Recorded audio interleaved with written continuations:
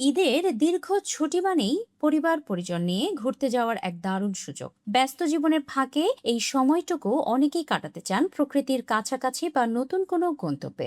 বাংলাদেশে রয়েছে অসংখ্য দর্শনীয় স্থান, যেখানে ঈদের ছুটিতে ভ্রমণ হয়ে উঠতে পারে আনন্দময় ও স্মরণীয়। সমুদ্র প্রেমীদের প্রথম পছন্দ হতে পারে কক্সবাজার সমুদ্র সৈকত। ঈদের ছুটিতে এখানে সূর্যোদয় সূর্যাস্তের অপরূপ দৃশ্য, ঢেউয়ের শব্দ আর সমুদ্রের বিশালতা ভ্রমণ পিপাসুদের মুগ্ধ করে।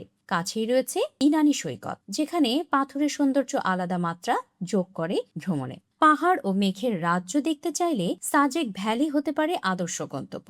এখানে ভোরের মেঘের সমুদ্র আর সবুজ পাহাড়ের সারি এক স্বর্গীয় অনুভূতি দেয়। পাশাপাশি বান্দরবান জেলার নীলগিরি ও নীলাচল ভ্রমণকারীদের জন্য অত্যন্ত আকর্ষণীয়। প্রকৃতি ও চা বাগানের সৌন্দর্য উপভোগ করতে চাইলে যেতে পারেন সিলেট। এখানে জাফলং ও বিছানাকান্দির স্বচ্ছ পানির ধারা ও পাহাড়ি দৃশ্য মুগ্ধ করে।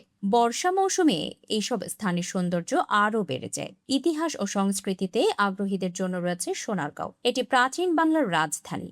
এখানে লোকশিল্প, জাদুঘর ও পুরনো স্থাপত্য ভ্রমণকে করে তোলে শিক্ষণীয় ও আকর্ষণীয়।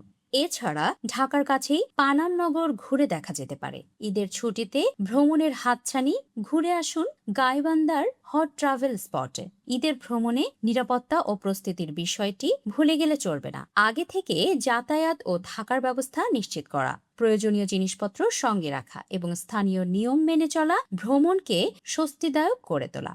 ভিড় এড়াতে সময় নির্বাচনেও সচেতন হওয়া জরুরি।